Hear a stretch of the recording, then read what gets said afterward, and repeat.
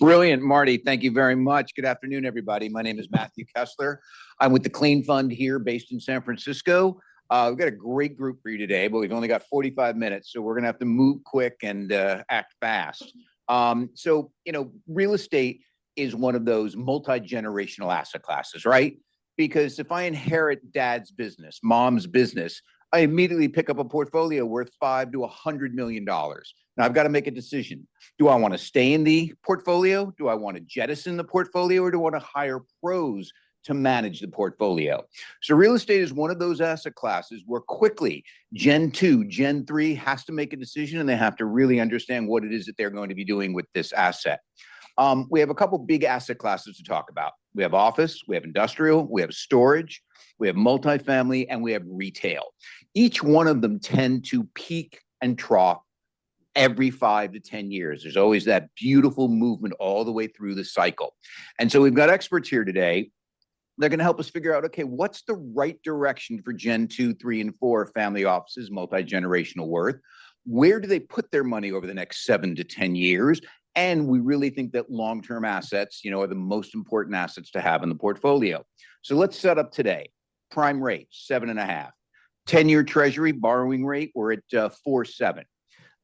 Energy takes a lot of energy to run a building. You've got to put oil in the building. You've got to, bring people to the building to build it. So we've got gasoline prices to think about. WTI is at $72. Lumber, we've got to build the building if that's what we're going to do in terms of framing it. Lumber is now at $544 per 1,000 feet.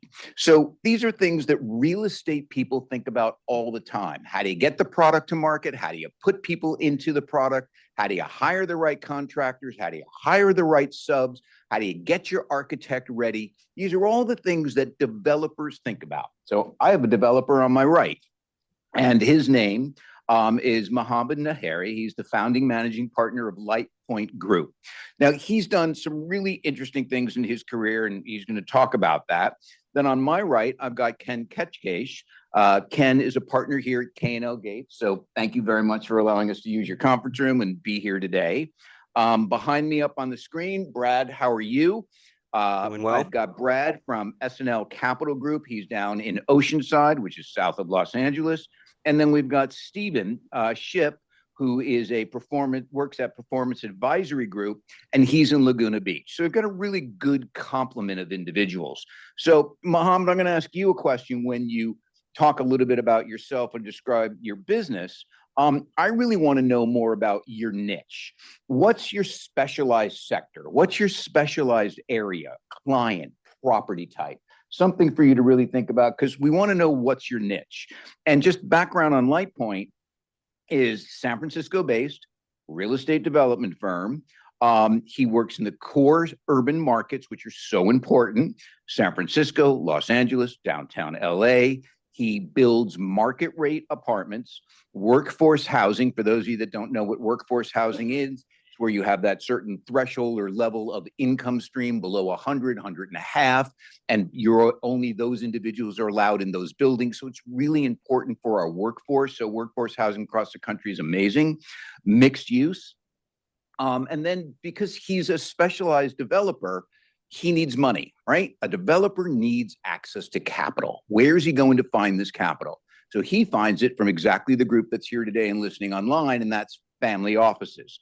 So is it okay if I mention some of the family offices we talked about? Great. Some of those that he has been able to acquire funds from, which also tells you a little bit about his pedigree, expertise, and his ability to make it happen, is Shamrock Holdings out of Los Angeles, Schwab Family Trust, Fisher, and then Dobie here in San Francisco. So really nice little collection of groups coming into him. So let me come back to you. Tell me your niche. What's your specialized area in terms of client or property type? Well, one, thanks for having me. Can y'all hear me fine? Perfect. Okay. Again, Mohammed Nadhiri, managing partner at LightPoint Group. We're a by portfolio size, mid-sized developer. By employee size, we're a small developer. We've got just under $500 million worth of projects that are in the pipeline. 300 million of which, no, sorry, 350 million of which are already under control and moving forward. So I'd like to think that we have a pretty decent handle on the market. We've got projects in San Diego, project in San Bernardino, LA. We just finished a project in Hollywood. So we've got, we have the experience of kind of building in COVID and understanding kind of what that means. We had a project in San Francisco by Chase Center that we sold in 22. So we have experience finishing something right before COVID, getting it leased up and stabilized, and still being able to pull value out of it. We, for those of y'all who could understand what this means, we sold at a 4.9 cap in 22. So that's not what we projected, obviously, but we also didn't project COVID. So we, that speaks to just kind of the types of properties and the types of buildings that we do. So we understand what institutional investors, both on the lending and the equity side, and as the family offices that we have had an opportunity to work with, really kind of have more of that institutional, approach to things. It's less of, we've got $5 million. It's more like we've got 500 million to 1.5 billion that we're trying to allocate toward real estate. So we want to talk to you all about how we do that. So let's go to niche. Let's tell me your niche. We want to hear from you. What is your specialized niche? Is it an area, a client, or a property type? And kind of talk about that. It's area and property type. So again, we want to be in core urban submarkets. So for example, when we're in San Francisco, we want to be, like Soma, or we want to be, the Mission around, around BART stops. So we want to be in areas that weather, the peaks and the valleys, they excel in the peaks and weather the valleys because they're desirable areas. In LA, for example, we want to be in Hollywood. San Diego, we want to be downtown. We're pretty bullish on that. And then from a product type, we are, with the exception of so we own the building where Mastro Steakhouse is in Union Square. With the exception of that building, we're all residential mixed use. So it's always residential with some commercial component, somewhere between 5 and 30 to 40,000 feet of commercial, depending on the site and the size. So that's our core. That's all right. And website? LightPointGRP.com. So LightPoint, Gary Roberts, Paul.com. So Ken, let me ask you a couple questions. And you and I have known each other for a while, and I know been in the business for 25 years, working with family offices, facilitating lending, bridge, capital stack, development transactions. You counseling family offices on acquisition, disposition, leasing, financing. So you've got your hand in a lot of areas of family offices. So for you here, in San Francisco at K&L Gates, I've mentioned a few of the things that are, pertinent to you and your business and your clientele, but talk about some of your specialties and a niche that's important to you at the moment. Thanks, Matthew, and good to see you again. From my perspective, what I enjoy most is working with real estate developers, and that's on projects of all different kinds of scale, whether it's mixed use, master plan communities, down to infill projects in urban areas. And I walk those projects through the entitlement process and then also look at the business side of those deals, whether it's acquiring real estate, whether it's financing real estate, whether it's leasing that real estate up, whether it is entering into joint ventures, whether that's on the family office side, where they're coming into a project as either preferred equity or equity in a project, or potentially even on the debt side, or mezzanine debt. There are various places in the capital stack that a family office can come into a real estate development project, and the risk return and reward depends on your family office's tolerance for risk. So that's the kind of work that I do, and it does cover a variety of the food groups. It probably trends more towards residential and mixed-use projects, but I have worked on industrial scale projects as well as energy projects. What about hospitality? And hospitality too, yes. I know that you've got a huge niche there, and got a couple of questions teed up for you as well. So let me move over to Stephen. Stephen, welcome. Where are you? There you are in the bottom left. How are you doing today? I'm great, Matthew. Good to see you again. Good to you. Are you in Laguna Beach? I'm in Laguna Beach today. It's a gorgeous day outside. Nice. Yeah. Here too in San Francisco. So welcome and thank you for joining. Now, I know that you've got a really interesting business. And one of the things that really struck out for me, when I started to do research on you and we did some calls together, was that you've structured over $11 billion in commercial real estate debt. Now, that's a lot of money. That's a lot of real estate. That's a lot of clientele. That's a lot of, moving parts. Would you talk to that in a little bit? Because I think that's a real important part of your business. And, that's a really big number. So pick one or two transactions that, transcend that business and really have pushed you to another level. We'd love to hear a little bit about that. Interesting. Broad question, Matthew. Good as always. So yeah, the number is actually closer to $14 billion today. And it's been both on the structuring, the acquisition, and the management side. Specific niches relative to the marketplace. We go where the distress exists today. And whether we're representing family offices or funds or investors, we are brought in when there's a challenge. And the challenge that we solve is often on the debt side. So the two food groups that stand out most to most people today is obviously multifamily, because it was, well, arguably deeply overbought between 20 and 23, and then office. So what we focused on is restructuring debt, recapitalizing assets, and when we see an opportunity, we'll acquire those assets at deep discounts, and that's happening today, as you very well know. Pick one of the deals that you worked on in the last 24 months, something that's got a lot of hair on it. It was nasty. We'd love to sort of hear how you worked yourself through it.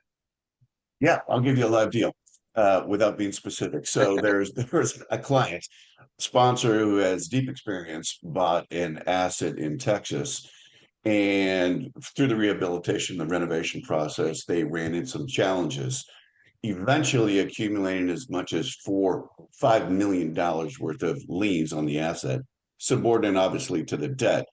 The idea was to go in and restructure the debt and recapitalize the deal, but it was clear that there was a lack of valuation, even if we restructured the debt. So our solution, working with both the lender, the family office, we acquired the note, foreclosed on the asset, brought in PACE funding to complete some of the improvements, stabilize the asset, and now it's back and performing extraordinarily well. We bought it at less than $35,000 a door.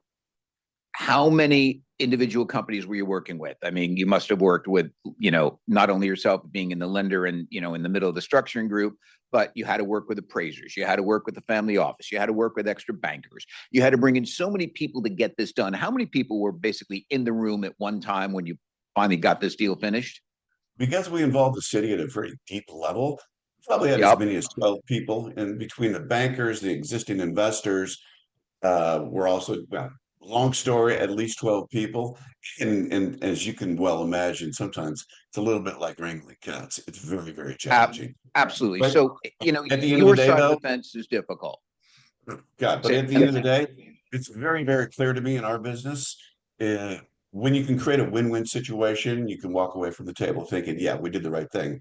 We created a solution in a very, very challenging situation. Well done. I just, again, for the family offices that are listening and those that are you in the room, real estate is not just, hey, we're buying a piece of property, we're going to move forward, I'm going to get you a property manager. It's not even close to that. It is a very difficult, intricate, tough business. It's one where you must have deep professionals in every area of the real estate business. And if you are a third party and just providing the capital, you need to have your own legal staff next to you, as well as your own people around you. So always make sure that you're insulated with the right people around you. Here's a small deal and 12 people in the room. Bradley, welcome. You're in Oceanside, California. Yeah, hear you great, coming through 5x5. So, when you're providing, asset-based loans, and which is, what you do, tell me a little bit about what is your niche when you're providing these asset loans and what makes you so good at what you're doing for family offices. Well, it starts with these baby blue eyes, of course. I'm just kidding. So our target food groups, we specialize short duration, 12 to 24 month bridge on 1 to 4 unit properties. We'll do an acquisition bridge as well as a fix and flip value add type structure. We stay in our sweet spot with multifamily.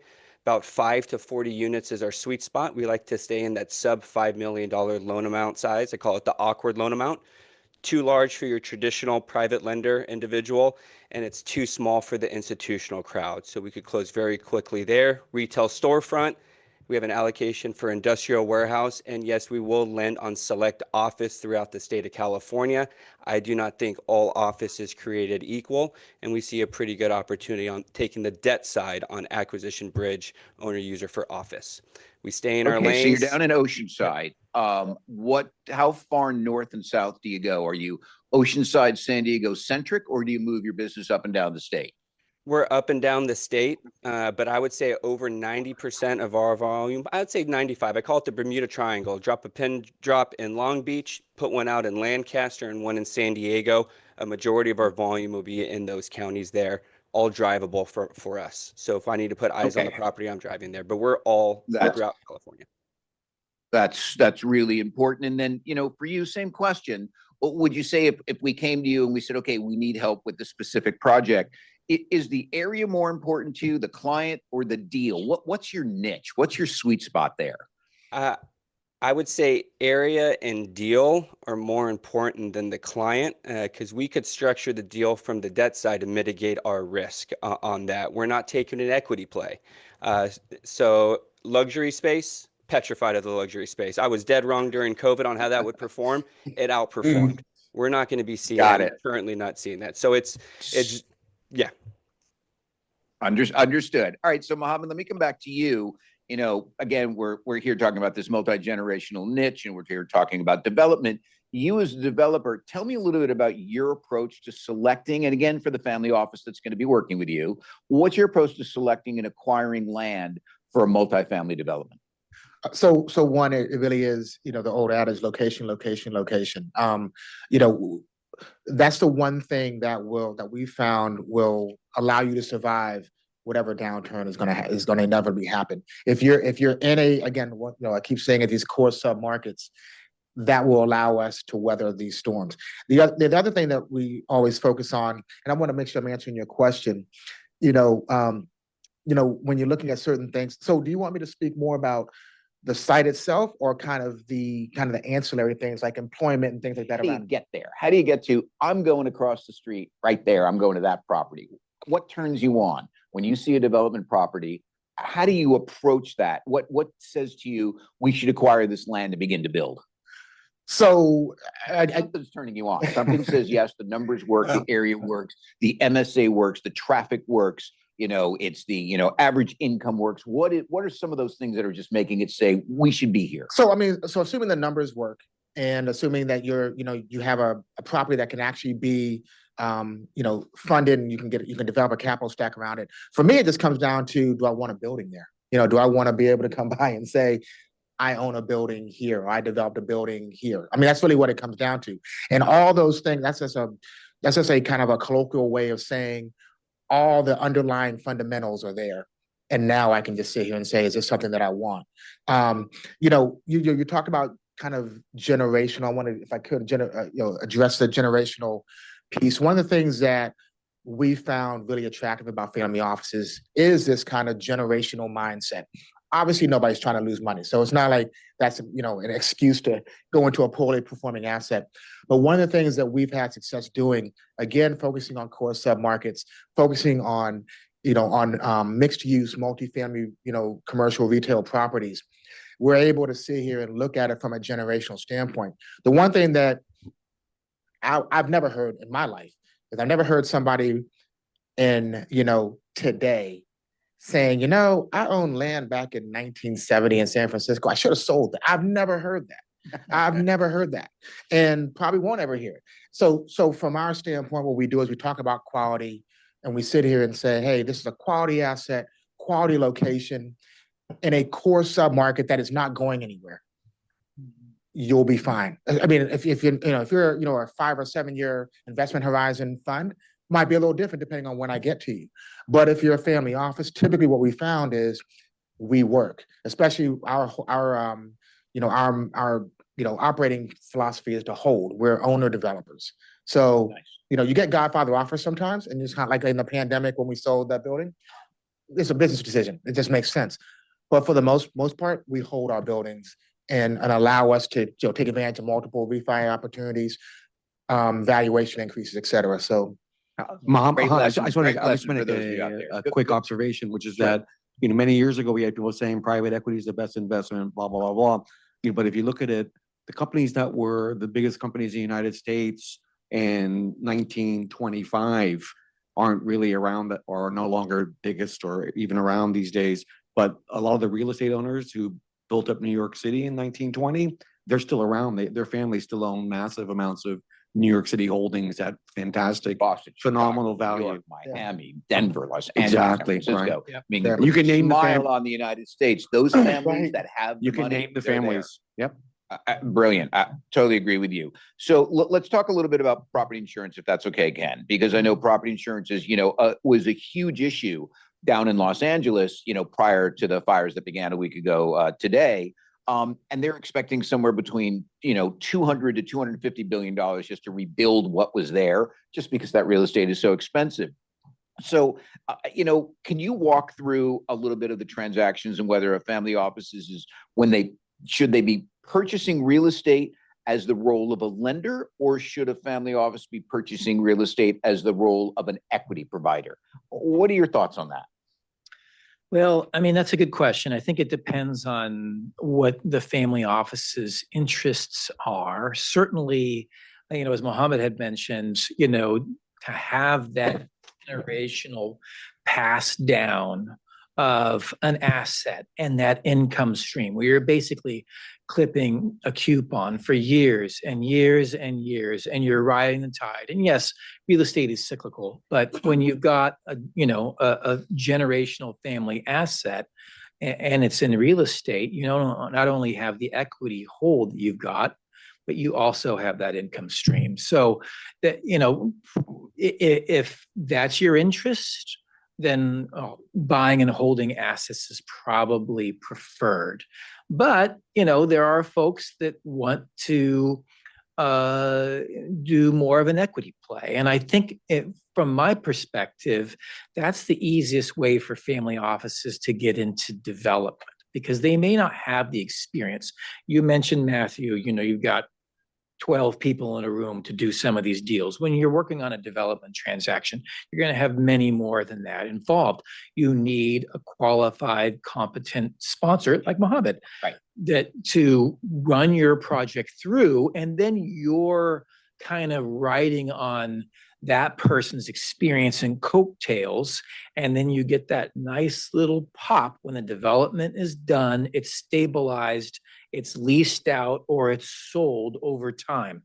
That's probably the best way to enter from the perspective of kind of an equity play, or maybe even on a from the perspective of creating, let's say, a debt fund. Yep. You're a family office that has a fair amount of capital. You want to have you're a little bit more risk averse, so you want a secured interest in that asset. So you take back a lien, right? Just like we all have on our homes, that protects you. A little bit lower rate of return, but also you're protected for that exposure. So those are some of the ways to get into it. You mentioned insurance, and I'll just mention one little quick point on that, and that is, it is a significant issue.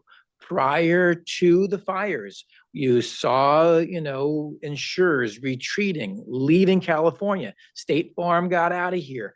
Others have gotten out of here. And part of the reason for that is because of the state has an elected official, Department of Insurance, that has not been responding to real claims that have been happening in the state. And there's been this resistance there. And so how does that affect family offices? It means that you're going to need to ask harder questions about how the insurance is going to be solved for. And in the short term, it's possible. We'll see how this plays out. But as the insurers try to manage the risks of investment here in the state, will they move from a replacement cost product, which basically means if the building burns down, they'll pay 100% of the dollars to rebuild it? Or will they go to an actual cash value model? which is basically what is the appraised value of that property less depreciation. If I own a property in the Palisades and I was sitting on a $5 million property, I want replacement costs. Of course you do. I don't want Of course you do. the other. But will the And I'm going to insurance fight you. and will the insurance companies stand up and say, I'm going to provide that product? Because it's basically an insurance contract. And are they willing to take that risk?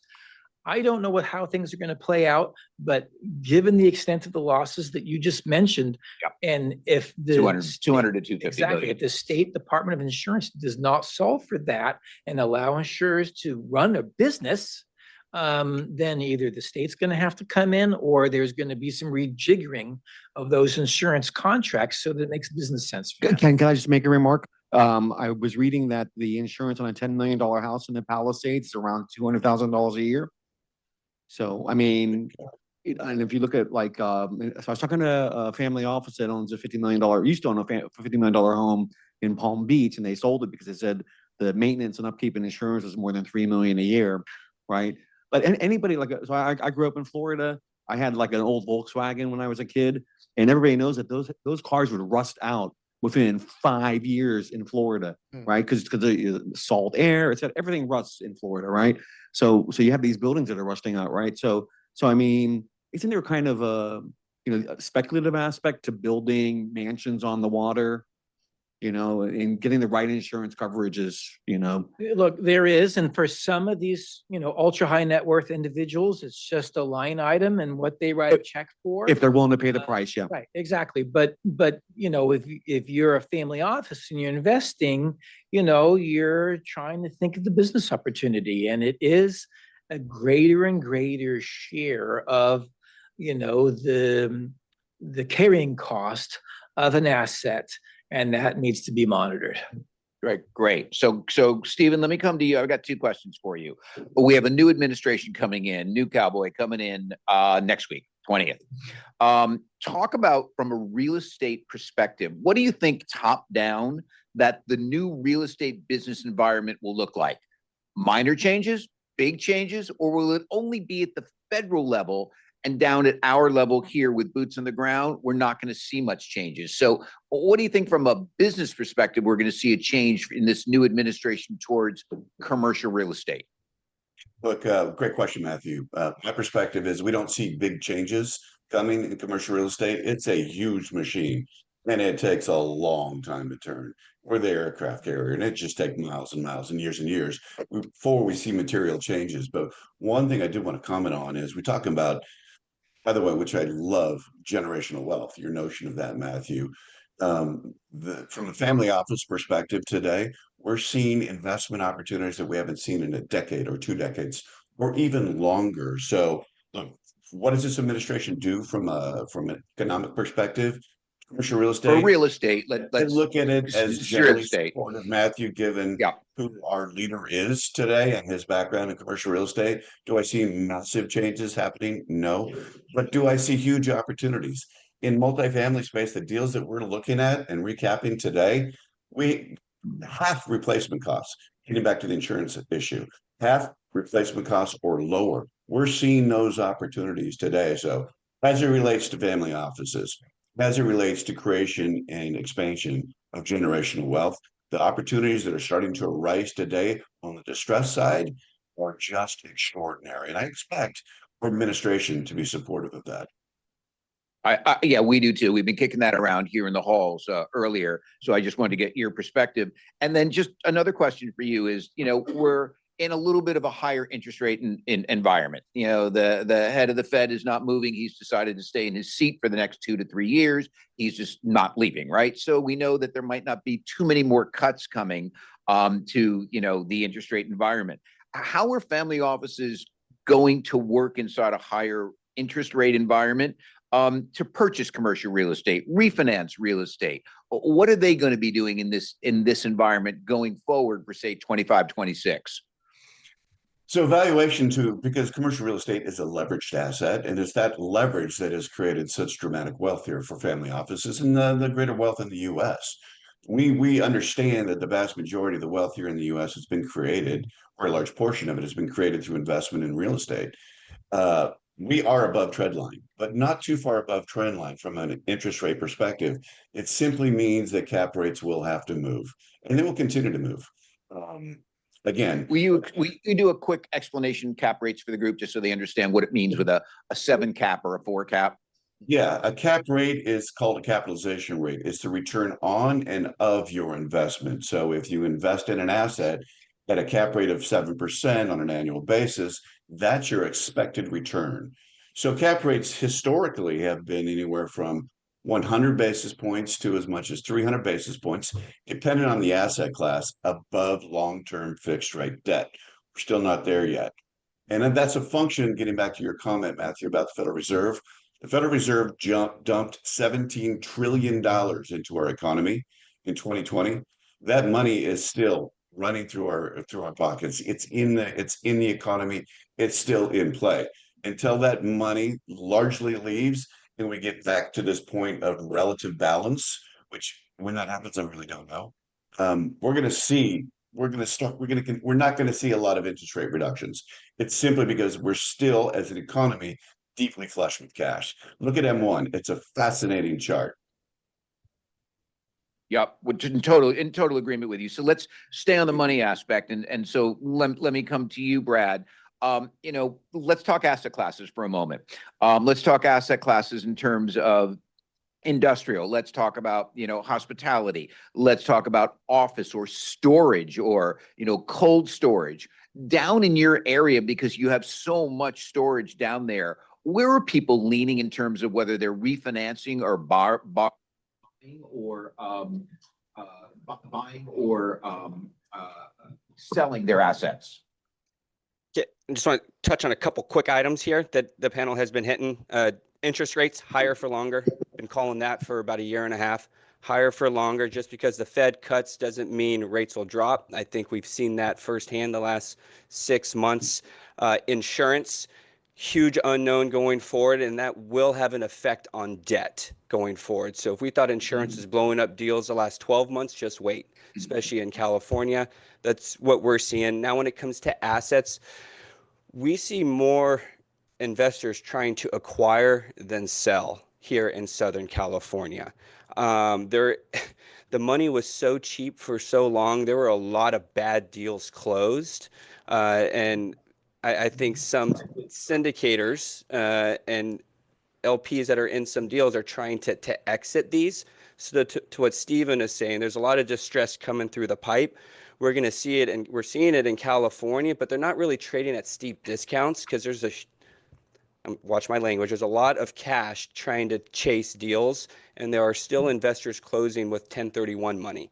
1031 money is forced to buy, so it is good for the tax deferment, of course, but it does force investors and long-term holders to buy an asset at a valuation they may not otherwise, and we're still seeing that. But we are seeing pockets get hit in Southern California, and that's mainly on the legislative side. Legislative risk is a very big... But stay with the question. My real question is, are you more in storage, last mile, first mile, cold storage? Is it, I'm just backing up the truck and taking my house and I'm putting it in there for 2 years because I'm moving around? What kind of storage is best in Southern Cal? Industrial is impossible to buy. That's why it's been built out in the Inland Empire. You don't really have new industrial coming to the market. It's been built in the Inland Empire, and the local municipalities there are trying to slow it down, even though it's been bringing jobs.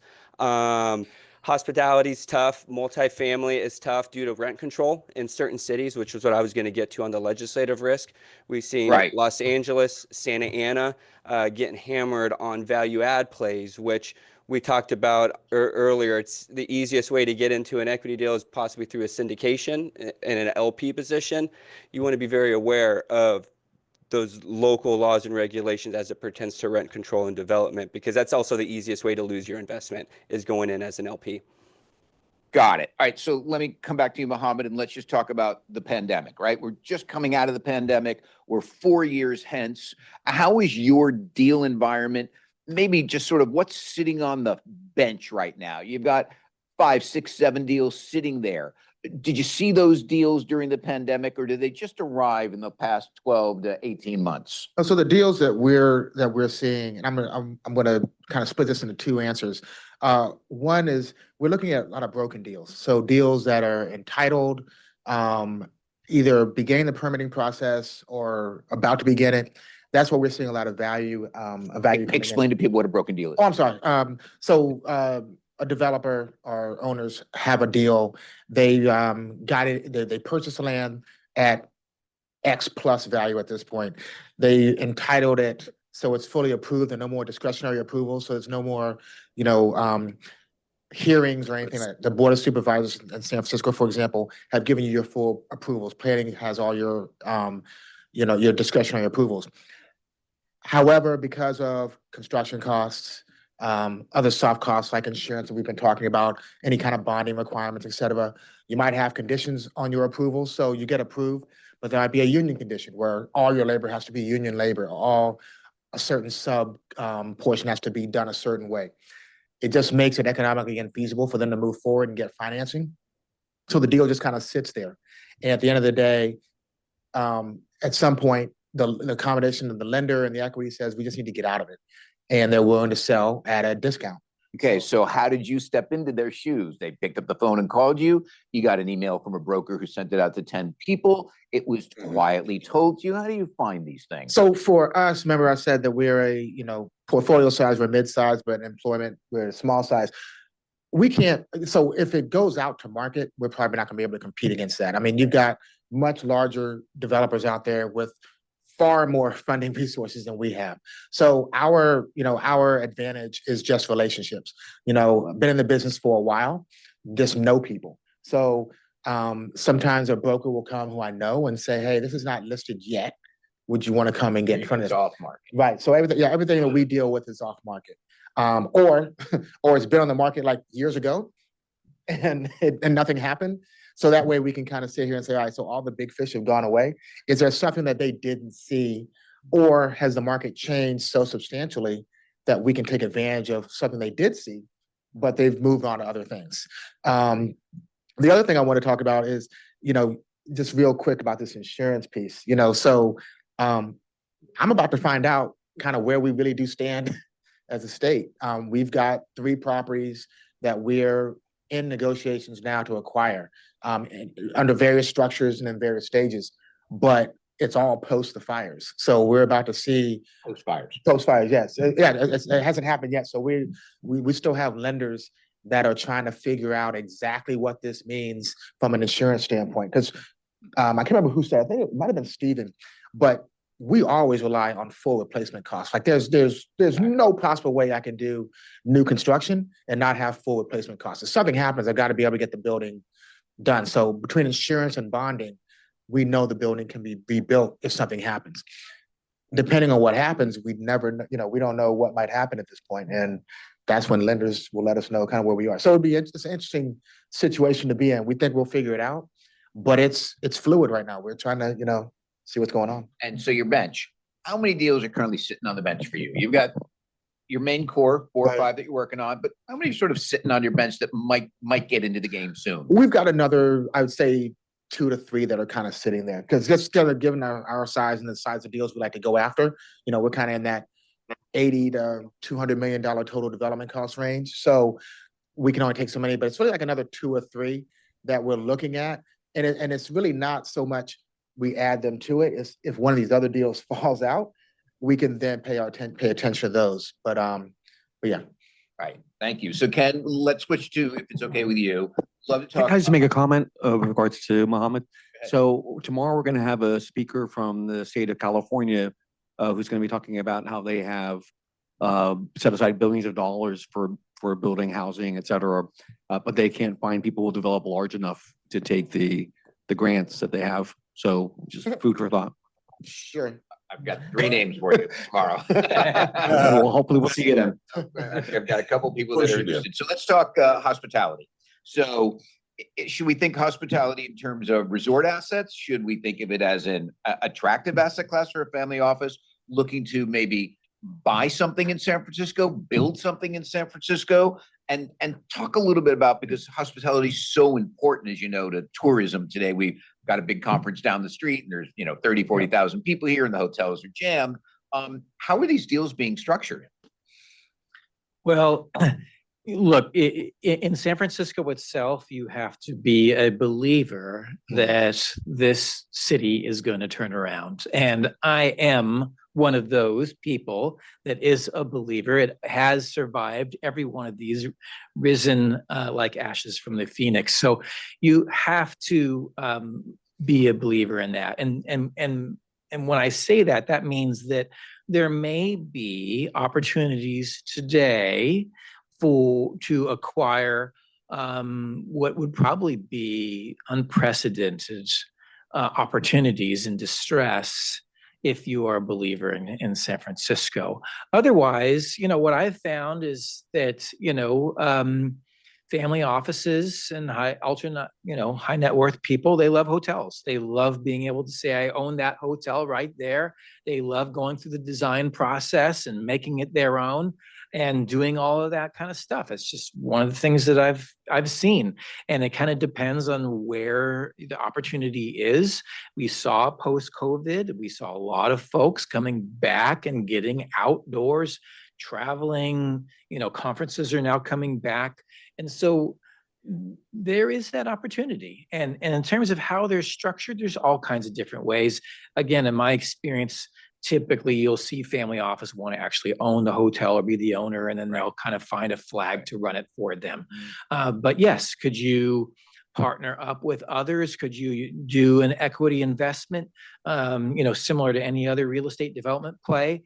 Get that hotel going, kind of make your mark, and then say, okay, well, I've been there a few times, I don't need it anymore, and dispose of the asset. So that's an opportunity as well. So there's a lot of different ways to do it, but I think that that's the most common ways we're seeing. And are your family office clients coming to you with these deals? Is K&L Gates reaching out to the family offices because they knew that they possibly had interest? Are you fielding these phone calls for these family offices? How are you getting involved? Yeah, most of the time it's achieved the term sheet stage. We're not real estate brokers, we're lawyers. So, the very basic terms are coming to me in a term sheet, and hopefully they have not signed the term sheet yet, and I can take a look at that and I can say, all right, well, yeah, okay, you got the price and stuff like that. I'm not going to get involved in that, but can we tweak here or can we tweak there, especially if it is a JV investment? How can we structure this just a little bit differently to add value? And that's where I can come into play and add a little bit of extra benefit for those family office folks. Got it, because I know that's a big part of your practice. And go ahead, Marty. Just so you know, we're in business still. Okay, so Craig, sure. Okay. Can people talk about the multiplier effect of these fires in Southern California? It's going to impact not just the real estate that you guys are talking about. It's like a butterfly effect, right? But there's a multiplier effect, which is like a lot of businesses down, actors' homes and producers and directors' homes down. Hollywood devastated. And what's going to happen to Hollywood and tourism and things like that, because that's going to multiply and ripple through the whole Southern California, at least Los Angeles real estate market, right? Can you... Absolutely. So Craig, why don't you pick up on that? Or excuse me, Stephen, we're all Southern California based, and here in San Francisco. Talk a little bit about how that's going to reverberate through California, these fires, and what about contractors and subcontractors and, getting wood into the state, and what the tariffs are going to do to the wood or not do to the wood, or they're going to be tariffs or not going to be tariffs. Talk to that, because I think that's a really good question that Marty's bringing up, if you're comfortable addressing it. Comfortable addressing it, but it's one of those questions that this situation is close to unprecedented right here, at least in California. I've been pondering the notion of rebuilding, and we're talking about thousands of structures, and the least efficient, and this is just pie in the sky thinking, guys, but the least efficient way to do this is on a one-off basis, right? The most efficient way to do this is for a community to come together, find a builder or two builders, and bulk buy provision, bulk construct the assets, whether it's the foundation, electrical, plumbing, do it as a community rather than individually. I have to tell you that from a timing perspective, from a cost perspective, you would say an absolute fortune. Will it be done? That's kind of the question I have. Is somebody going to take the lead here, the contractor, as a builder, and help rebuild these communities collectively rather than individually. That is the I think that's a really good point. Not going to happen. You put I three know, people, unfortunately, it's you're going to not, get right? three different opinions. You're going to get three different people going in three different directions, from, terracotta roof to colonial to, Cape Cod. It's just not happening. I Yeah. think people Well, are going to go what I'm in, talking they're about going to specifically, rebuild, and it's Matthew, going to take years. yeah, what I was Especially among specifically creative talking professionals. is Think about the creative professionals. They're going to want to make their Well, mark. I think the producer class also would say, hey, my house burned down, I don't think they're not doing a movie right now. Oh, absolutely. So let me flip that over to you, Brad. I mean, Brad, let's just pick up on the same question. I mean, we all have friends that are in the entertainment business. We all have director friends that are in the business. We all have actors. We all know people that are, stage runners and people that, pull these movies together, the guys that do the financing, right? We know all these people. How do you think they're going to be affected, and their clientele are going to be affected, because it is Southern California? And then just throw in there one more thing. I know a lot of studios have left California, right? They've gone to Georgia, they've gone to Texas, they've gone to Tennessee, because it's more favorable to do business. What do you think Newsom and his crowd can do to bring it back? Just sort of, again, stay on the sort of theme of the, how it's reverberating through the industry. One, I don't see them coming back, and I think these fires just pushed out the rest. So when it goes to being able to rebuild in the state of California, you're going to have the federal push, say, hey, we want it. You're going to have the state, but then you have to deal with the local. It takes 2 years to build a 400 square foot ADU in most houses. How is the city going to get plans and permits and everything fast tracked to build a house, a duplex, or 4,000 square foot house? It doesn't matter the check size that these homeowners are willing to cut to expedite the process. You just don't have the bandwidth behind the scenes to push it through. And I think it's really going to affect live deals that are going on right now. And that's what no one's really talking about. If you're mid-development on a project in LA or even the surrounding cities of the greater Los Angeles area, your bids just got blown up, because to your question about the GCs and their subs, they're going to get pulled here and they're going to get highest and best there. So whatever bid you have on the table now, you better believe it, you're going to get repriced if you're waiting for a sign off from the city.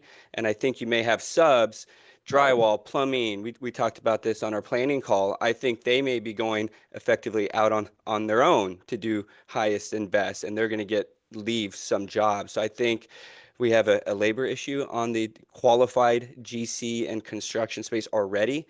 It just got exponentially worse. The entertainment industry is going to get pushed out even more. And I think that these fires were the solidifying factor there. And we're years from being even close to where we were at. Yeah, Thank quick you. comment, Ken, if I thoughts? might, Matthew, if you look at Lahaina as an example, Lahaina is basically still standing still. Nothing or very little has been done over the course of the last year. And that unfortunately might be what we see here in Los Angeles, tragically. I'll just Wait, make one. We have go ahead. one quick question. go for Back, it. gentleman in the blue shirt. Speak up a little bit. Hired bad policymakers for 30 years in the state.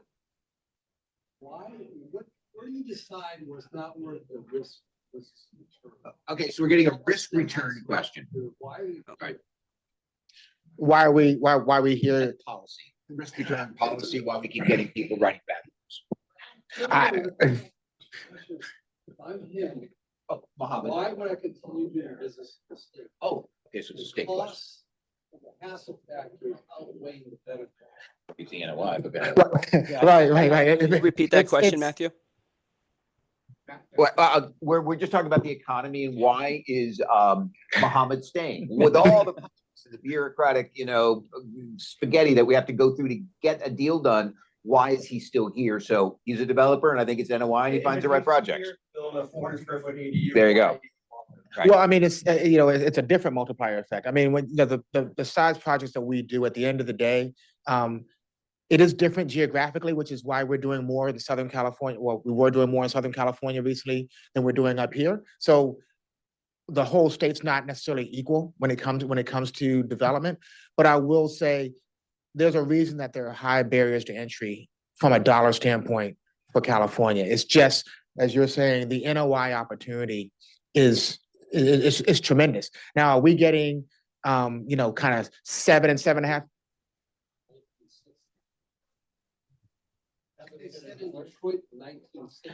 I would argue that San Francisco, New York, LA, they're not Detroit, they're not, and nothing against that. I would just, yeah, I would just, Education, GDP. right. Right. And VC capital. I mean, the Right. Bay Area is the number one place in the If I country had by $50 far. million to burn, am I for burning VC in capital. Detroit or am I going to burn in LA? Right? It's a really simple question. Burning is a great euphemism. Where am I going to deploy it? Right. Right. I have 50 million burning in my pocket that I'd like to deploy. Exactly. So Mohammed, it's NOI. Yeah, I mean, it really is. I mean, at the end of the day, the the return opportunities here and coupled with the valuation increases. So that's one of the things that we always have a conversation about with investors. So a lot of people sit here and say, I can go to a few years ago, I can go to Texas, I can go to Austin, I can get a 7.5, 8 yield, on a deal. And you're sitting here saying you can do low sixes. But I'm also saying, all right, that's low sixes versus a 7.5. Okay, that's fine. But when I go to refi and take actual cash off the table and continue to clip coupons, as Ken was talking about, I have a much better opportunity to do that here than I do in Texas, or Nashville, or what was the other hot areas? It was like Austin, and there was like Nashville, Carolinas, yeah. So I mean, I'm not saying there weren't opportunities here, but I'm saying just from a standpoint of being able to take advantage of a full return profile as opposed to pieces of the return, I think that there's a reason it's so expensive to build here. Far more capital in California. Of course. Anywhere else except for maybe New York and Chicago. Right. And Ken, I think you were going to talk to one of those 2 points that you either whether it was the employment factor for entertainment or it was, why stay in California, regulatory problems. I mean, there's a couple things that you brought on the table. I'll just quickly, I'll just say on Mohammed's point, for real estate, residential real estate development, I mean, the returns are very lucrative for folks that are in that space.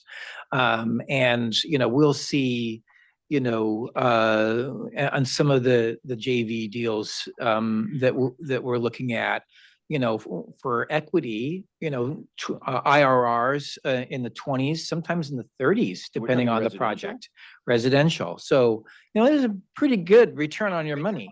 But you have to be patient, you have to endure some of the risk. And so the other piece that I was going to talk about was, especially with respect to the folks in the Palisades and Malibu and thereabouts, I mean, that is an area where there is tricky regulatory hurdles. And I know Newsom announced, I think it was yesterday, that he was going to do some sort of an executive order to kind of wipe away some of those things. But, the California Coastal Commission is notorious for taking forever and causing issues. And that's going to be a problem in that area. And I've worked on a project for a high net worth family in Broad Beach, right? Which is on that string of Malibu, where you've got homes that are in the, 30 to 50 to $75 million range. Just north of Zuma Beach.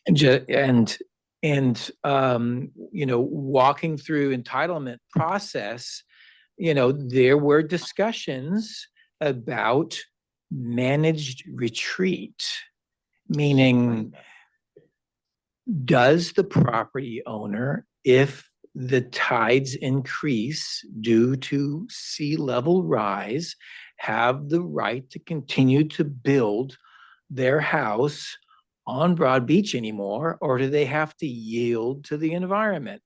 Will that continue? Again, I think there's going to be a lot of political motivation given the players that were affected by these fires. So I don't think you're going to see that. But, that kind of, I'll just say politics or regulatory challenges need to be watched when they do the redevelopment there. Yeah, you can look to Lahaina as an example of that, by the way. Lahaina is literally restricting based upon future flood levels, what can and cannot be built. So in some cases, homes and businesses will not be allowed to be rebuilt based upon projected tide levels. Crazy. Wow. Yeah. Question from out here. Anybody else? Well, Yes, sir. Completely logical. The sea level is rising. And we're looking at retreats all around Northern California, according to Nadhiri. It's a wetland that shouldn't have been built on 50 years ago. You know, certain parts of it are just gonna flood. There's no way to avoid it. But what's shocking about 14,000 structures Or, yeah, 14,000. is 14,000, it's amazing. like Santa Jeez. Rosa was an urban thing. It wasn't wildfires out in the parks. It was, I mean, it was a mix in LA. But, you know, these are houses. Are they gonna get insurance? And conversely, or ironically, it's the insurance companies, pension funds who control most, like 3/4 of the high rises across the country. By that, OREC features has some of each and all the others have some of each. What's the question? Mostly debt. The question is?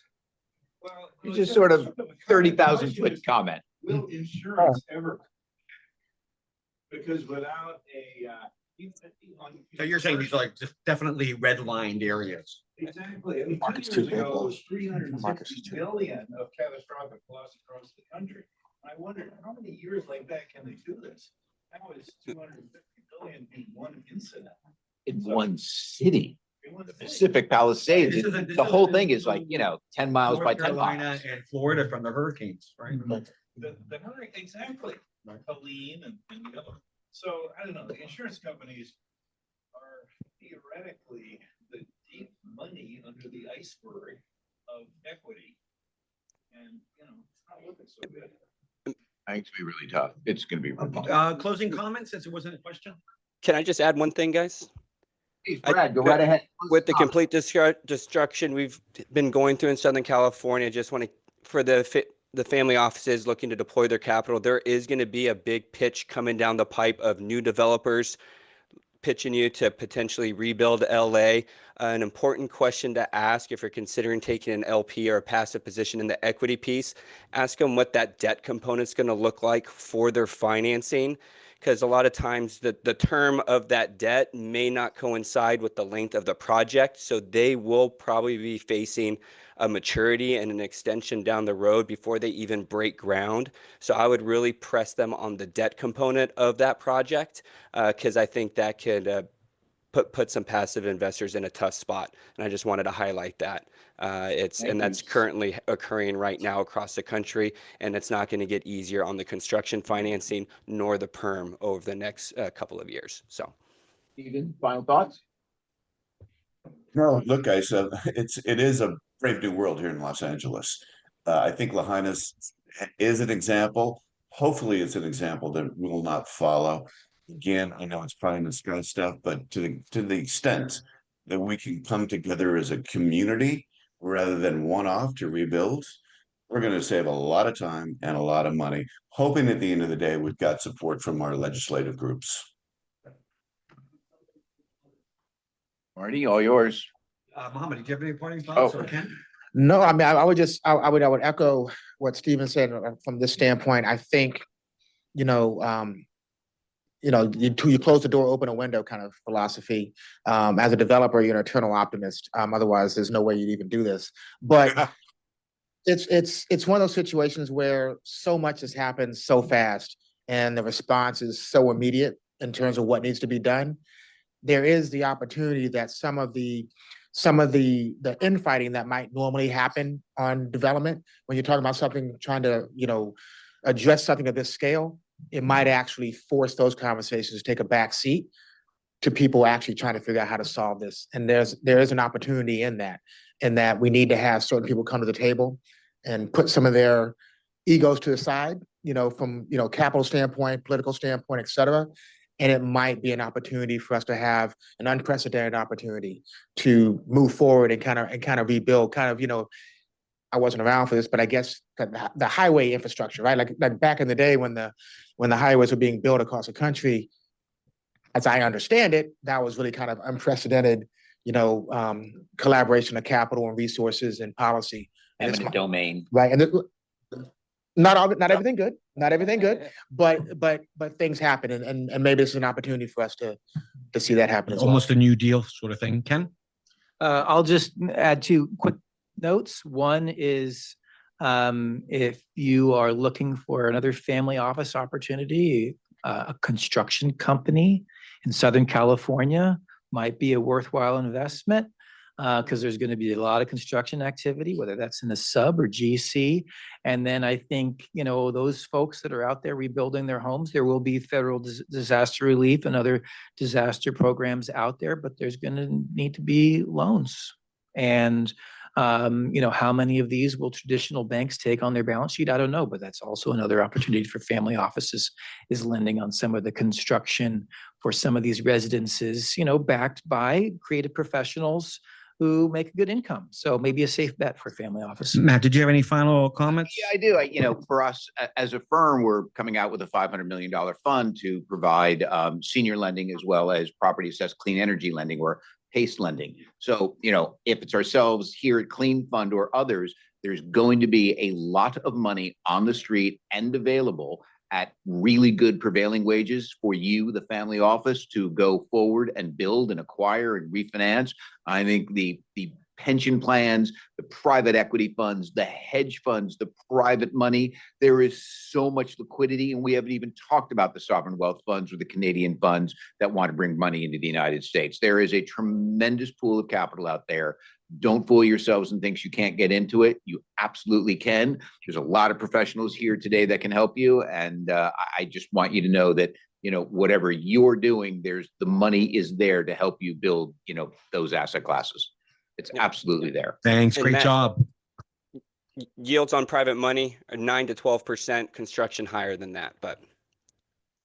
So what a great day we